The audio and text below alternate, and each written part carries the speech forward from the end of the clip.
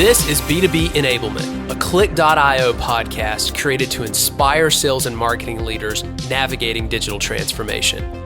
I'm your host, Dave Carr, and on this show, we'll share actionable insights to build winning digital strategies and deliver better sales results with your customers. Well, hello everyone, and thanks for joining B2B Enablement. We're on episode number 20 today, and we've got a really cool topic to cover with our guest, Drew Franklin. We're going to dive into video marketing and how you can use it throughout the entire journey for your customers, whether you're looking to create content in the awareness stage, content for the consideration, or even in the funnel. Video is just such a powerful tool. So what we're going to do is we're going to have a roundtable discussion along with Drew. I've got Paul Tkach, who is the Director of Business Development here at Klyck.io with me. And Paul uses video very, very frequently in his sales and outbound cadences as well. So what we're going to talk about is not just how you can use video marketing content at the top of the cycle and in traditional ways of video, but how you can apply it throughout the entire buyer journey. So with that, I'm going to hand it over to Drew just to do a really quick introduction of himself, and then we will hop right into the topic. Thanks, Dave, and glad to be back on the podcast. Looking forward to our conversation today surrounding a lot of video and how it plays in different parts of the journey. Drew Franklin, 10 plus years in the marketing arena, primarily in B2B and manufacturing and the tech sectors. Started with video back in, I guess it was 2013, 2014, when I was the marketing manager at a smaller B2B manufacturing company, Spock Automation, dealing with oil and gas, and found my way into where I am today as the marketing communications manager here at Altec, leading our content team, content and communications, ranging from video, photography to public relations, internal, external communications, and all things content. So glad to be here. Yeah, that's awesome. Well, Drew, I guess where we'll start today, we talk a lot about just video in general and how you get started with video. And if anybody wants to go back and do a refresher, Drew was actually on episode number 5 of our podcast where we kind of talked about, basics of getting started with video. How do you apply that? Drew, maybe let's just do like kind of a real quick recap. If you can just give us a couple of sound bites for some individuals who may be just beginning on this journey, we'll touch on that, and then we'll move into some more advanced ways that you can use video through your marketing efforts. Absolutely. And one big thing that I've noticed throughout my whole career is the fear of gear. So one big thing we have to our advantage in 2021 is like the iPhone 7 through 18,000, whatever one they've come out with now. They all shoot 1080p at least, and they have incredible audio capturing capability. And I'll never forget one of my first videos I shot at Spock was I did it on a Canon Rebel T3i and captured the audio through my iPhone that was tucked away in like my shirt pocket like this, and splice those two things up by learning Premiere and being able to export that and show it. It wasn't the most beautiful looking video, but it's the part of just starting that process. And there's plenty of resources, whether it's YouTube or just your peers, able to get you started. But it's one thing I wholeheartedly believe this trend is not a fad. It's not going away. According to a lot of data points that are coming out there, tracking from 2000 to where we are in 2021, video content continues to exponentially grow year over year. You saw it in probably the peak was 2019, where like 87% of content that was being consumed from a B2B standpoint was pure video. And that trend is really stayed there in that high 80s range for a long time. And really just getting to the starting point is just, you can start today with your computer that has a web camera, your iPhone that's got it, and being able just to start there, and you can always scale up. Yeah, and there's so many resources now as well. Whether you're capturing audio from a phone in your pocket and splicing it later to, just using basic tools that may come native on your computer. If you're a Mac user, you can actually do a lot of stuff in iMovie. It's pretty incredible what you can accomplish just with the native tools there. And, Drew, I don't know if you ever use this service, but I noticed earlier this week that Canva has now come out with tools where you can actually do video editing, and they have tons of effects and things that you can drop right into Canva. And I think it starts at like what, $10 a month, right? So it's incredible what you can do with very little budget. Yeah, one of those. I don't have very many regrets in my career, but there is a jokingly regret where I didn't buy that lifetime subscription to Canva, 8 or 9 years ago, and it was $99. I thought, well, that's the dumbest thing. But then now I'm like, oh my goodness, I'm in Canva all the time, just whether it's graphics for myself or graphics for the business and just quick social stuff. But yeah, no, they've unloaded the enterprise option of you can put together any kind of video within Canva. It's pretty amazing, and it's very intuitive, and couldn't agree more with you, Dave. It's good, good spot there. Well, and it's just such a cool tool as a marketer in general. I mean, whether you're making social posts, and you don't have to know advanced design. I mean, I know just enough to be dangerous in Illustrator and other programs, but with Canva, it's very easy. And I'm really glad to see that they're bringing video to the table on that as well. But moving past some of the basic stuff, I mean, if we start thinking about, people who are going through this journey, they're moving past the basics of, hey, I've started shooting stuff on my iPhone. Where do I go next? Talk to us a little bit about how you handle production. What kind of tools are you using? What are you using? Premiere? Are you using Final Cut? Maybe give us a little bit of insight on some of the cameras that you've chosen and how you go about setting up some of your shots and doing editing. No, that's great. And probably I first started shooting video with the flip camera, this would have been back in 2009, 2010. Gradually just upgraded, saved some money, and my wife surprised me for my birthday and Christmas with a Canon Rebel T3i, and I've just always been a Canon fan. There's a bunch of folks I follow on YouTube that have essentially mentored me through the cloud on how to edit and shoot with DSLR cameras. And so getting started with equipment, start anywhere that you can. We currently today use the Canon R6 or the Canon R series, and being able to have that from at least the equipment side. Anything from mics, that's a big thing. Lights is another thing to consider when you're talking about, the full production value of it. But then also being able to export all that and have a process with your team. We use Premiere here at Altec. That's something we use, Premiere, and then After Effects for a lot of different graphic elements that we'd be producing.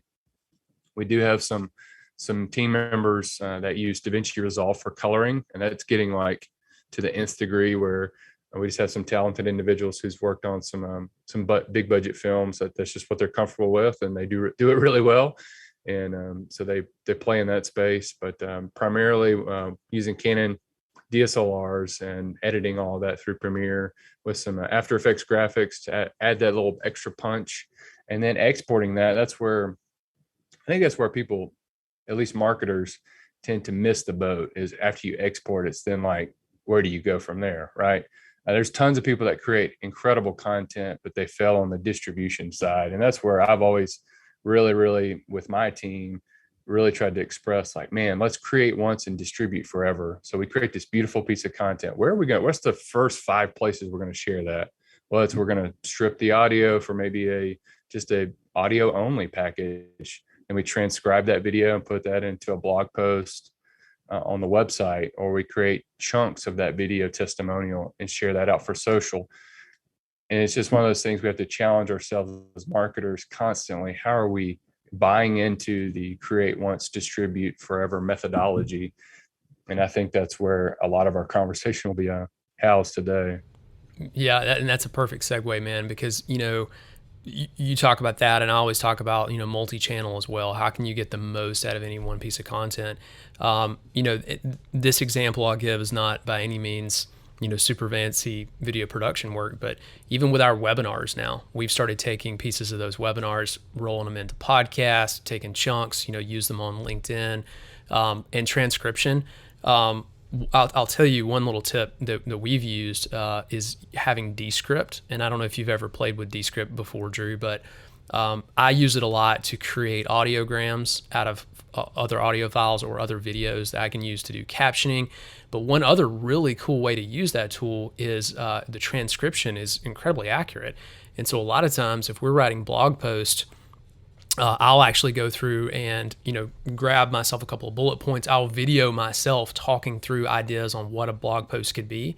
And we have a really talented writer on our team. A lot of times I'll send that video and the transcript over to her. She'll actually, take the audio, listen to it, and then take chunks of the transcription. And I mean, we've got 80% of a blog post just right there, right? So there's so many ways you can use it if you're using the audio functions and even ripping the SRT files and things like that. So, Are you utilizing Descript also for like dub overs? I know that's a big piece of that technology. Has it recognized your voice enough where you can just start dubbing over content? That's a really good question, man. Because that is a super cool feature, and I have not got into that. And so maybe I need to challenge myself to go use that feature. But we haven't done the dub overs. I know another really cool feature is that you can actually use the artificial voices as well. So if you are in a hurry, you got to create a lot of content in a short amount of time, you can actually type out your scripts.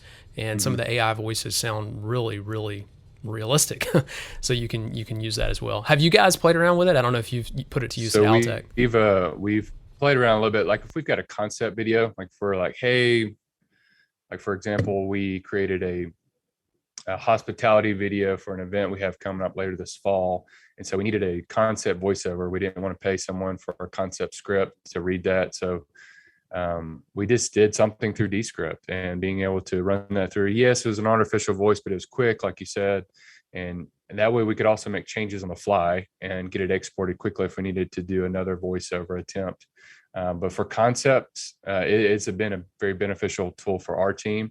And the dub over feature is really cool. Yes, it takes a little bit of time on the front end, for someone like yourself, Dave, or Paul, that you're kind of a regular character in the story of a lot of the content. That's where I do see it being a big benefit for marketers out there. It's a great tool. And one of the things I like is that every time you log into the tool, they give you the daily tip. And so I have learned so much just by, looking at that. And then their content on YouTube as well is incredible. I mean, you can learn so much about how to put that tool to work. So, it's never been a better time to get started with video marketing, just because of how many tools there are out there, whether it's, something simple like Canva that you're using or Descript. It's so powerful, and there's so many opportunities to take it and use it. So I guess maybe on that same note, tell us a little bit about how you're going more into that distribution. So we talked a little bit about production, some of the tools that you're using there. What sort of sweet spots have you found in terms of the ways that you're getting value out of distributing that content? Absolutely. And we've found a ton of value. Just saw the latest numbers that come in. Where's the place where video is being consumed the most, and in what we would deem as B2B prospects or B2B marketing. And you'll see YouTube, Facebook, and LinkedIn are the top three, and then Instagram's like right behind those three. But one thing that we've doubled down on is, at least on our social media calendar that we're producing every month, is how can we add more video? Like it used to just be, we would have a user generated content, which is great. It gets incredible impressions, but how can we get more video into the social calendar? And we've just been very diligent about the past 18 months to try to get where every other post is some type of video piece of content, thinking that way. So that's on Facebook, and even in LinkedIn, we're seeing a lot of that. But where I think our sweet spot, where we're growing exponentially, is empowering our own associates to post organically through LinkedIn, Facebook, you name it, and just being able to have our own. Because I mean, we've got a lot of people that work at Altec, and just if you can already have that user base sharing your content on behalf of the company, or just being able to get that message out more organically, and especially on LinkedIn, if that's one way you can game the system, is, man, if you can empower your internal associates and make it easy for them to share content, that's a big win, at least from my opinion. That's an awesome recommendation, Drew. And follow-up question on that: are you guys also getting your sales team actively involved? So whether it's social, they're sharing on LinkedIn, or are they actually going as far as starting to use some of those videos through email or through presentations? How have they embraced that end of the customer journey? So it's been a growing area, I would say. on just distributing through email. Like there would just be a question, or like we have a new product that comes out. It was one of those things where like, oh man, where's that YouTube link? And then we got to people really educating and getting buy-in from our sales teams to just, they can always reference back to YouTube. Anything on YouTube, it is the gold standard. It is totally approved. You could share that out with the world if you wanted to, and just getting those people used to going to YouTube and doing like a self-service, if you will. And a lot of those folks could embed that content into their presentations if needed, that fits that kind of customer need. But one big thing that we found was back in the pandemic, we started launching all these products, and it was just like, we would have like a one pager ready, and we would try to do a sales video. And it was like, wait a minute, like what if we took advantage of this captive audience? And again, it gets back to that. You got to meet your customers where they're at. We started realizing that people are at home, they're working from home, or they're like, we've actually got a bigger attention opportunity because they're at the office and they're able to focus on everything because the world's moving a little bit slower maybe at the time. So we took an advantage we launched 3 different products virtually. We did a whole 45-minute presentation on launching a product in our lights and signs, our spray market. And then actually we launched one in Australia virtually. And all 3 of them had 3 different successes. There was a couple that did better than the others, but that's something we found was like very, very different and very useful, at least for our industry where we were. And it created that opportunity where sales could then take that presentation, like, hey man, I know you couldn't make the launch today, but here's the recap, and being able to have those conversations post virtual launch. That's an awesome application. And you're one of several people that I've talked to, marketers lately, that have talked about how they're using virtual launches, video, pre-recorded launches of products and solutions to really get out in the marketplace. So that's incredible. And it's good to hear also that, you guys are moving that, the utilization of video all the way down into your sales team. Perfect segue for me to kind of ask a question over to Paul. So as I mentioned when we started out, Paul leads our business development team, and he personally has used video a lot, both in prospecting, so early in the sales cycle, and then toward the end as we get customers closer to close. But Paul, I'd just love to get some of your thoughts around how you've seen video be important for you, and some ways that you found that it's been effective when you're engaging with prospects. Yeah, well, I think that video, for one, is so effective these days because of how diverse it can be used, right? It can be used in all aspects of the business, not just for marketing itself, but sales, customer service, customer experience. Pretty much all aspects can use it, right? So, I mean, when we use it on our side, we use it in sales for more of our outbound purposes, or kind of driving closes at the end of the funnel. So we've seen a lot of effective work when we were putting like highly scalable, personalized videos together. So that's like one of the first ways we've seen using it. And I think one of the points that Drew brought up there was for marketers, but it's also the same for a lot of the sales reps these days. I mean, you've got a phone in your pocket, you've got a camera on your computer, you've got access to Vidyard, which is a free service to record your videos on.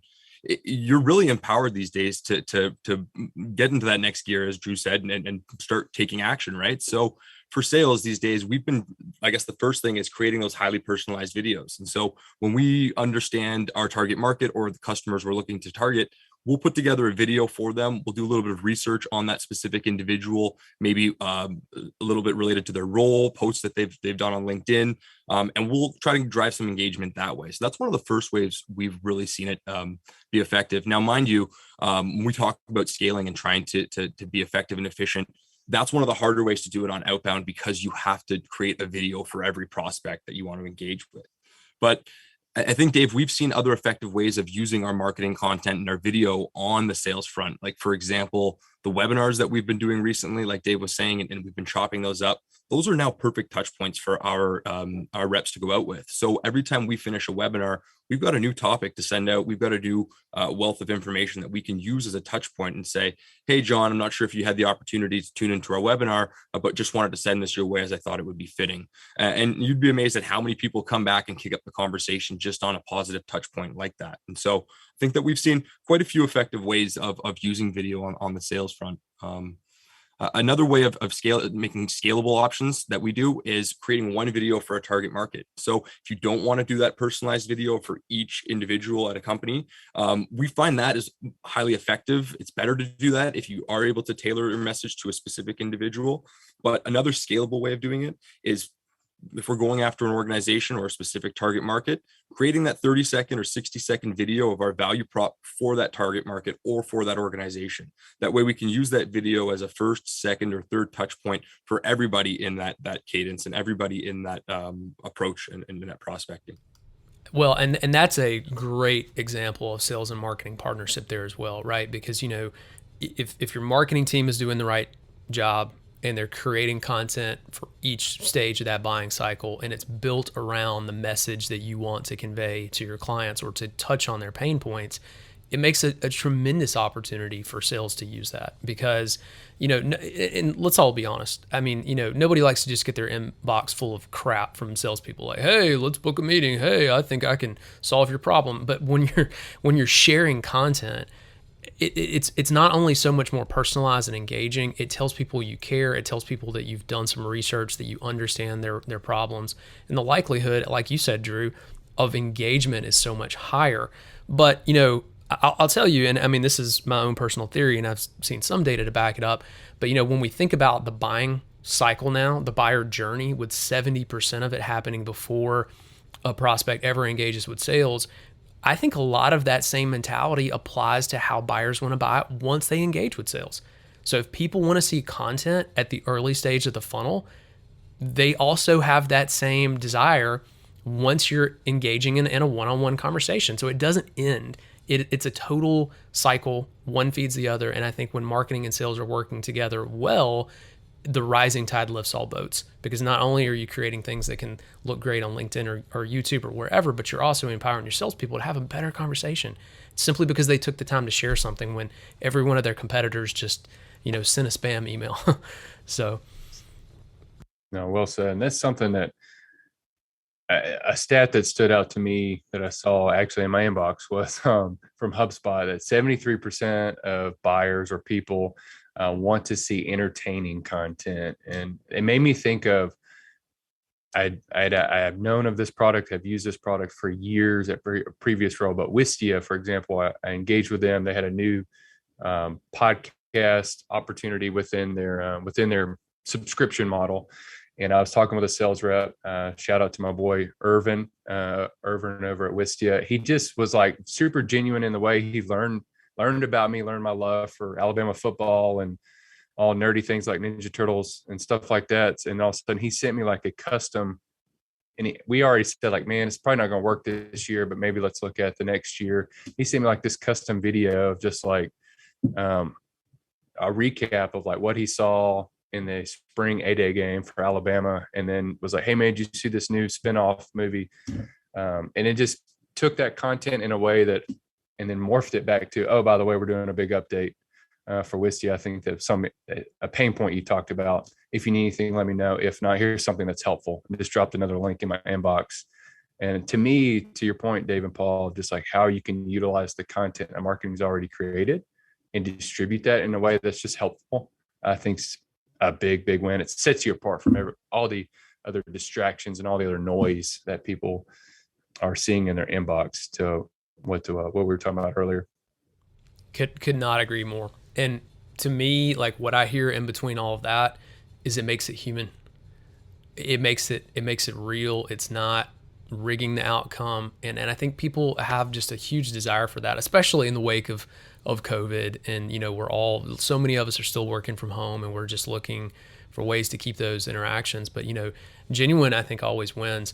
And it's funny, I'll bring this up. We were talking about this before we hopped on the podcast, but the super awesome, well-lit background you see back there behind Drew. And, the funny thing about that is that's where they produce their videos, right? And Drew could have put on some fancy, virtual background or put anything up, but I love the fact that you were literally just chilling in your studio, man. And, you've got the lighting set up. It's just things like that. I think when you think about all the aspects of how you can look more real to your buyer at any stage of the funnel, you're always going to win versus somebody that's going to try to overcomplicate or overproduce something. No, that's well said. Yeah, and there's a lot of, I think that's what the pandemic, probably more importantly, in going into where we are in 2021, I think the buyers expect that, but also I think it's well noted that marketers and even companies really need to embrace that. I think that's something that everyone wants to go back to 2019, where it was just like we're going and blowing, doing all the things that we've been doing for years. And I think we're being forced to pivot in a way to meet buyers and meet prospects, meet customers where they are today. And I think that sometimes we forget that as marketers. Like we forget that we are marketing to people just like us. It's like, as a marketer, I don't like to be spammed in my inbox. I don't like to get the pushy LinkedIn messages where people are just like, they connect with me and immediately follow up with like, hey, can we do a 15-minute call because I want you to learn more about my business? Like, well, no, like that does no value for me. You can see it's a template. Right. Yeah, right. And I, it's funny. I'm trying to keep this message, like a reply message, in my notes on my computer, because it's like, you know what? If you can record me a 5-minute video and explain to me the benefit you're trying to bring through my LinkedIn message inbox, I will be happy to schedule a call with you. You know how many people have done that? I would guess 2%. This many. Like, whoa, 0. It's crazy. Take advantage of that. And that's one of the things I love, right? I mean, we've been locked up for the past year and a half now, right? And been in a digital world, but the video aspect, which has been on the up and up over the past couple of years, has really brought that digital world and the physical world back together, right? There's no doubt that video conveys emotion and effectiveness, right?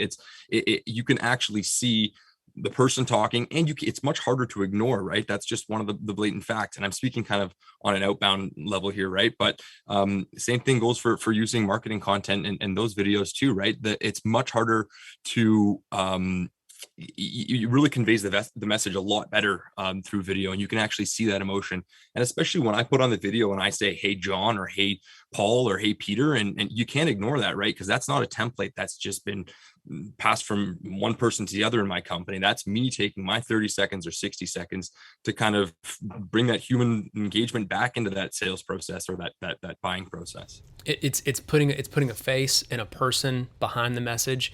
And, it's so, I love that you brought that up, Paul, because that idea, I think, transcends sales as well. I mean, it certainly works good in outbound. It certainly works good when you're having that one-on-one narrative. Drew, I'll make this point, and then I'd love to hear what you have to say about it as well. But for some of our videos, what we found when we're running ads on YouTube and on LinkedIn, when we moved away from just using like B-roll and other like fancy graphics or typography to talking head, so literally having just a talking head of somebody with some nice transitions or whatever, our conversion rates almost doubled. I mean, it's amazing how much better a video performs from an ad perspective when you have a person behind it and it's not just, fancy shots or whatever else. And Drew, I don't know if you guys have had, experimented with that either. I don't know how much advertising you're doing with video, but I'd love to know your thoughts. Yeah, that's something we haven't done a good job experimenting with, but we have done a ton of video, whether it's the pre-roll ad on YouTube or Facebook. For one big thing we're going to be testing going into later this fall for recruiting marketing. And I know everyone's probably in this weird limbo of trying to find the best talent out there. But from a manufacturing perspective, we are growing at a pretty sizable clip, or we're just trying to hire a bunch of people for different roles, whether it's welders, painters, technicians, assemblers, engineering, you name it. And so we've actually created a series of associate testimonials, which is something we haven't done before extensively, publicly at least. And so we're fixing to run those on Facebook and part of YouTube as well, just to kind of give a glimpse of the culture inside of Altec. But that's something that'll be running on social, being able to have those on our job listings as well. Having a video of someone like identifying if it's an engineering role, we have an engineer, a testimonial on that job listing. That's something we haven't done in the past that I'm excited about rolling out into the fall. And we'll see kind of where, if we get more application submissions or more people interested in different roles at Altec. And there'll be maybe some different metrics we'll try to measure against on that. I really like that. That's something we're excited about. And I'm curious as far as Paul, you mentioned earlier on video, like using Vidyard to send out content, or there's other platforms like Loom, or what kind of tools are you guys using to to distribute that out from a sales perspective? Yeah, we keep it pretty simple. There's really two tools that we use. We use Vidyard, which is what our sales reps and team will use to record our videos. And the best part about Vidyard is if you don't have to pay for a team service, right? You can our team licensing, you can just get the free version, and that allows you to start taking your videos and I think you could take up to 5 minutes. You don't need to go past that. They should be 30 to second videos at most.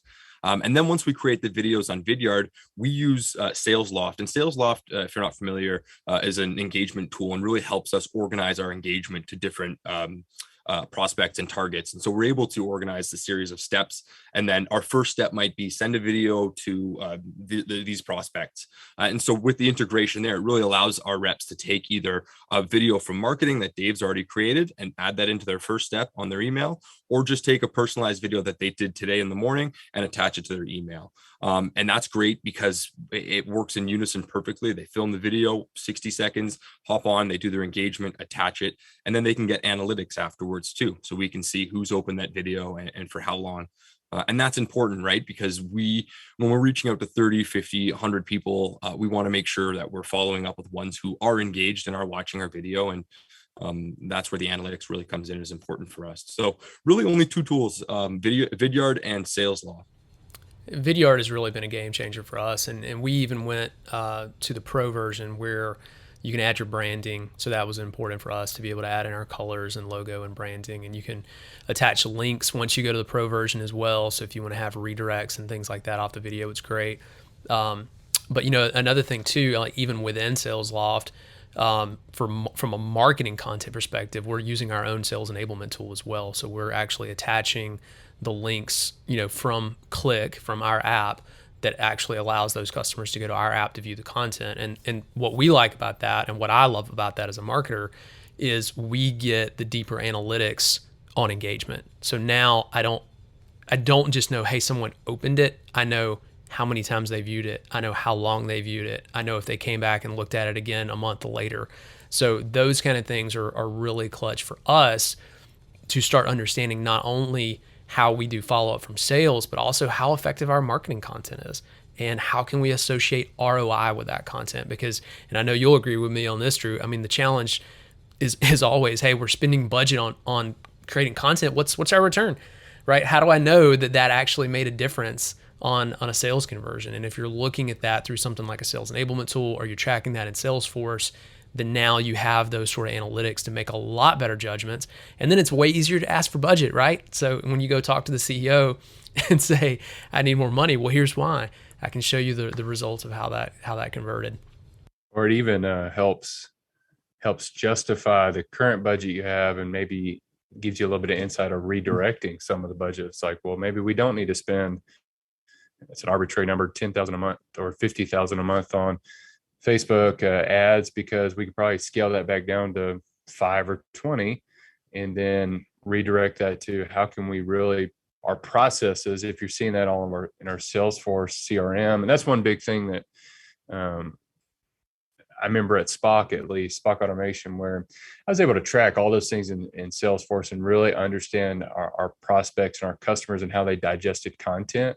And then I could formulate a really good playbook for our sales teams. Like, okay, like you can embed this particular Wistia video in your email and then send that out. And we can track all that. And then we could get them easier into just something that fits where they are. And the big thing there, yeah, to your point, Dave, of like, especially if you're a one-man marketing shop and you're trying to prove out like a lot of these things are working, one big thing is showing like, hey, just go ahead and get that pieces of video like ready. We talked about it earlier in the conversation. Like, think of those ways. Dave, you mentioned earlier about taking a blog post and just reading it, having an audio format of that blog post, and then creating maybe a graphical video to support it. But just getting started by getting those content pieces put together. And then you can get to the point where you can have a storage closet converted to a video studio, and where it makes sense when your boss is not going to be like, no, we're not doing that. It's you can get to a point where you can have your own team. I only say all this because I was that guy when I first came to Altec. I had to use my own equipment for the first 3 months, and I went out and shot associate testimonials and shot my own customer testimonials for the first 3 months until I was able to put all those pieces together to show like, This is important. It moves the needle. It helps those conversations with sales happen more easily. And then all of a sudden it was like, okay, we'll allot some budget to get equipment. And then when we scaled that, I was able to add a person to the team. And then now we've been able to add a total of 4 people to my team. And we've converted a storage closet to a video studio, and just able to just continually make that content week in, week out. But again, it gets back to just starting and doing and being able to measure it accordingly. That's an awesome example, man. And you know, right to where we started on this discussion around how easy it is. Everybody's got an iPhone. Everybody's got access to tools like Canva. So there's no excuse. If you want to try and you want to start and you want to make some results to go get that budget, it's never been easier than it is right now to do that. So I know we're getting a little close on time here. I want to make a quick pivot because there's something I want to come back and talk with you about, Paul. And then right before we wrap up, Drew, I want to get in a little bit further into some of the ways that you guys are using messaging around how to build your videos and kind of how you're looking at that. But let's take a step back to the human element. And I know we talked earlier around how putting a face to a message is so important, how using personal touch points are so important. Paul, I'd love for you to tell us some stories about how you guys on the sales side have been using video even through things like Cameo, because I know there's been a couple of examples where you and your team have, learned enough about a prospect where you've done some really cool things with, putting together Cameo videos. Can you tell us about that? Yeah, that's a couple of times we've used it. It's an awesome story as well. So I think the first thing that you brought up there is the human aspect of it, right? I mean, if you aren't being a human when you're interacting with your buyers, you're not doing your job right. You got to understand them. You have to understand what their needs are, but you've also got to understand them as a person too. I mean, what they like, what their interests are. If you're just talking on that sales relationship, it can make a conversation a lot more difficult than it needs to be. And most of the best opportunities we have worked with have come from personal relationships. I think that, Drew, you mentioned earlier, one of the best relationships you had buying software from somebody was when they were talking to you about football games, right? Or interacting with you about football games, right? Same thing for us, is we've put a lot of that human element into our process, and those conversations are small, but it builds a good foundation to really create that relationship on. And so we've used soccer games, and Cameo was a great way of re-engaging some buyers who we had gone cold with us. So we had some great meetings with some potential buyers who we wanted to work with, and we thought that there was a great fit. And after things got cold for a little while, we had known enough about them to we had known their favorite basketball team and their favorite basketball players. And what we actually did is we found the Cameo service online, which has professionals and all-stars and famous actors do short videos in exchange for money. We used that Cameo to basically just do a quick greeting for one of our prospects who we knew he had loved this basketball player. And so we got this quick 30-second video to say, hey there, this is so-and-so from the basketball team. And it was an awesome way of re-engaging that prospect. And we used it on a couple of occasions, and really it's putting that human element back into it, right? And saying, hey, this isn't just a sales relationship. We had used it actually for like a happy birthday and a happy new year at the same time. And so it's just really an awesome way of re-engaging. We used it on a couple of occasions. The second time we had used it, we actually got a really good response from that prospect. They messaged us back right away and said, hey, thanks so much for putting that together. How did you guys know that? Blah, blah, blah. And it's just really cool to see the conversation kick up again from something like that. And so I think when you talk about the human element, David, I think that's probably a good example of putting that human element back into that process. There's nothing like getting a happy birthday from a celebrity to make you re-engage in a sales conversation. So that's awesome, man. Well, Drew, I just got a couple more things I want to throw your way. So I mentioned before we talked to Paul about just messaging and kind of how you guys are building videos. And I know you're using video for so many different things at Altec, from product to testimonials, et cetera. But are there any tips and tricks you've learned around how to build the messaging for those videos, how to do the scripting, how to make sure that things are sort of on point? Do you have a formula that you use that is effective? I ask a lot of questions. I've learned assumptions are dangerous, and you just ask a lot of questions that, to me, like when we do a testimonial, I'll go ahead and give you the dirty details here. So we typically start off very high level, and then as we all get comfortable with each other, we start getting pretty granular. I start off with just like, hey man, tell me your name, your company, how long you've worked with this company. Tell me a little bit about your background. And then I hear a couple of stories, and all of a sudden I'm making mental notes throughout this interview. Like, okay, like he's lived in Baltimore his entire life. He's worked at this particular utility company for 30 plus years. He's probably seen a lot. And then all of a sudden you started asking the relationship with Altec, like, tell me about your experience with Altec so far. And it's like, have you experienced outside of just new equipment? Have you experienced, a good experience with our service team? Or how do you leverage our finance division through Altec Capital? And then all of a sudden it's like, you start hearing these stories, and surely people, if they have a good experience, they're going to tell you that one awesome experience. Like, man, you know what, Tony with the service group, we had one issue that we've had with an equipment. He came out within 2 hours of the phone call, got us up and running. And all of a sudden, like, that's like your hook within the testimonials, like how the customer felt so excited to work with a vendor as Altec. And that, a little bit of that, but there's some questions. And I guess the formula is we send all those questions over beforehand, so they get like a week to 2 weeks to digest on it. I'm just rehashing it.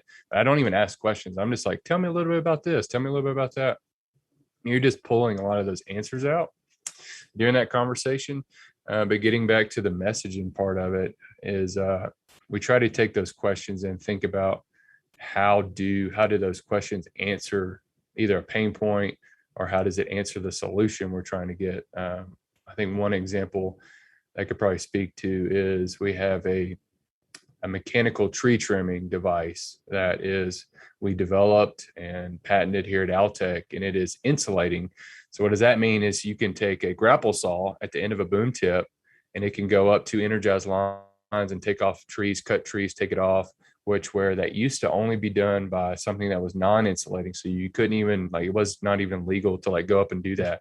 So the messaging there was like, we can protect people like away from harm's way, from any type of electrical line voltage, keeping them on the ground, and everyone's working safe. But it's also more efficient. You don't have to take a full crew of 6 people out to do a job that would take half an hour to set up, 2 hours to cut clean, and another half hour to package up and go home. Where now you can take 2 guys out to the same job, 1 truck, do the thing, and get it done in less than an hour and a half, and move on to the next thing. And so a lot of that's just I think case by case as far as developing messaging goes. But I think asking a lot of questions, getting back to my original answer, is probably the biggest thing. And you can always develop from there, because I think the assumptions of a lot of marketers get them in trouble. They assume their buyer or their prospect feels this way, and they just haven't filled in a lot of the gaps with the right kind of questions.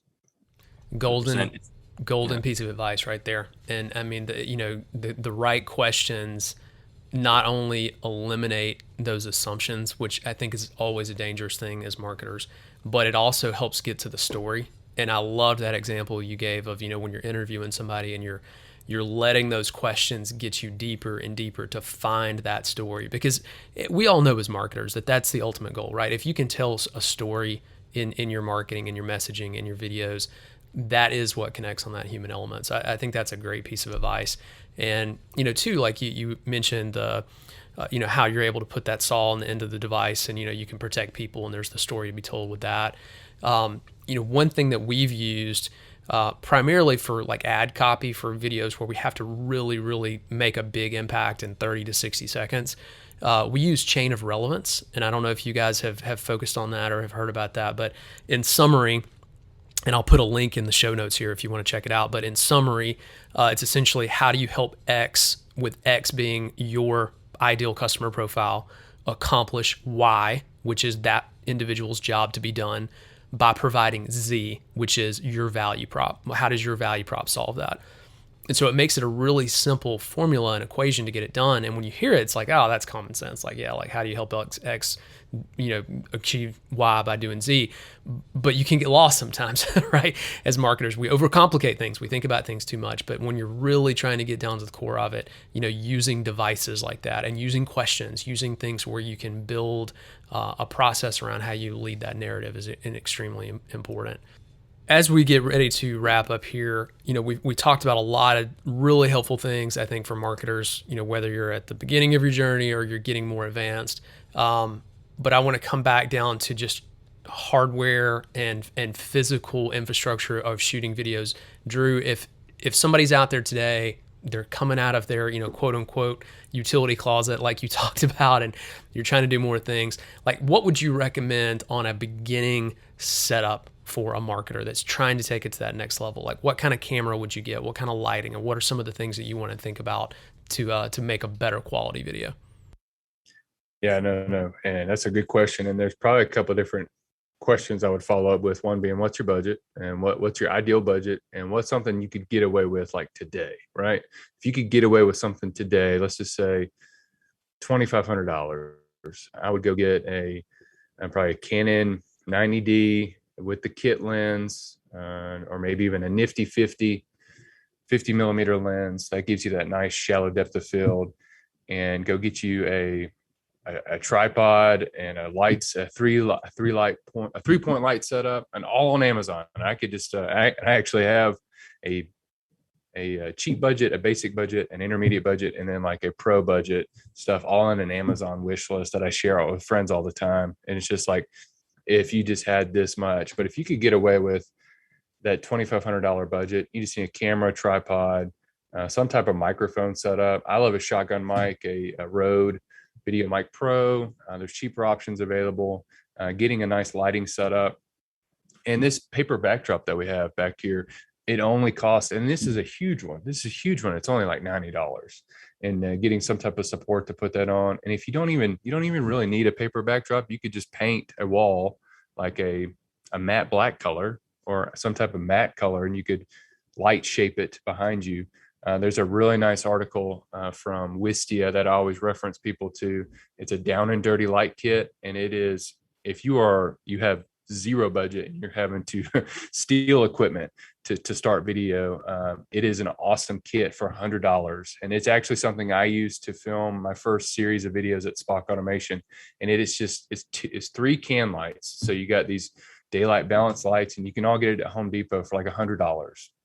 And you can set that up, no big deal. And if you got what I would call like a more intermediate pro budget, I would definitely recommend looking at the Canon R6 with either a 15 to 35 millimeter lens or a 24 to 70 millimeter lens that's got that nice 2.8 aperture, which gives you this really nice depth of field. With that, getting a nice big softbox with a really good light that puts out good light source, with maybe an upgraded microphone and some other supporting lights to help get a lot of this shape light in the background. But that's probably where I would start. And then definitely there's tons of resources to like, how do you set up lights? How do you set up microphones on YouTube as well? And probably the next biggest thing, the biggest challenge for people is like, well, that's great. Now that I've recorded all this, like, how do you edit it? My biggest thing is you just start wherever you feel more comfortable with. I've worked with people who do only iMovie, and that's awesome because they're doing just streamlined videos and they just want to get it done. Final Cut's another great one. That's a one-time fee. Get the app forever. Premiere, which is part of the Adobe Creative Cloud. I think that's the best bang for your buck if you're wanting to do video long-term. That's just my personal opinion, because they offer a ton of opportunities for motion graphic templates that help repeatable processes within your video. I use that weekly with all the video content we produce here at Altec. And then with Premiere especially, there's a ton of really, really good resources by Caleb Wojcik. He's a content creator out of San Diego, California. And I binge watched his it was like a 6 video series course on like the basics of Premiere Pro. And it was totally free. And I'd never forget when I got to meet him at Vid Summit out in Los Angeles 3 or 4 years ago. I just went up to him, and this guy's very tall. He's like 6'6" and very imposing. And he's not like super extroverted like myself. And so I went up to him. I was like, Caleb, I just got to say thank you. Thank you so much for teaching me how to use Premiere. It's changed my career. And he just looked at me like, cool. thanks, man. And just kind of like walked off. I was like, what just happened? But there's tons of those resources out there, and I'll be happy to share those with Dave. Maybe we include some of them in the show notes. That would be fantastic, Drew. I'd love to drop those links in, especially on, those lighting kits. And it's funny you bring that up. Even when I first started, and my journey in video marketing began a lot like Drew's. I was running marketing for an electrical distributor, and we started producing videos. And I think we bought like probably the kit you're talking about on Amazon, like the Down and Dirty, like that was our, with the fluorescence, and it's got a little softbox. And then from there, we upgraded to some LEDs that you could do color tuning and actually, have better control of your white balance and things like that. But there's so many options, and it's really impressive what you can do even with the Down and Dirty kits. As long as you've got the 3-point, you've got your key light fillers if you want to do a hair light or something on the back. There's so many things. You mentioned the paper backdrop, which I have never used those. We did paint a wall though. When we were doing videos, we actually Pantone matched a paint to our corporate blue, painted a wall in our marketing office, and would shoot on that. And so we'd put up a light behind it to kind of get the nice glow. Perfect. and then do it that way. Green screens as well. So if you want to grab green screens, you can get them for like $30-$40 on Amazon. It's another really easy way if you've got something like Premiere where you can do keying and actually pop things in the backdrop. So yeah, anyway, we could nerd out on this for a long time. So, but that would be awesome if you would send over some of that insight, Drew. I'll make sure to drop that in the show notes. And who knows, maybe we'll do a whole nother episode just on equipment and things like that. So, well, anyway, guys, thank you so much for joining and listening in with us today. Drew, thank you for joining the show. Paul as well. I think we've talked about so many really, really cool things related to video marketing and how you can use it all throughout the buyer journey. So for everyone that's taken the time to join and listen, we appreciate it. If you haven't done so already, go ahead and hit the like button or subscribe to our podcast. That's how other people find us, and that certainly helps us grow our following. And I'll also put Drew's info in the podcast notes as well if you want to connect with him on LinkedIn as well as Paul. So thank you for tuning in. And Drew and Paul, thanks for sharing your knowledge and insight. Thanks, awesome. Guys. Thanks, Dave. Thanks, Paul.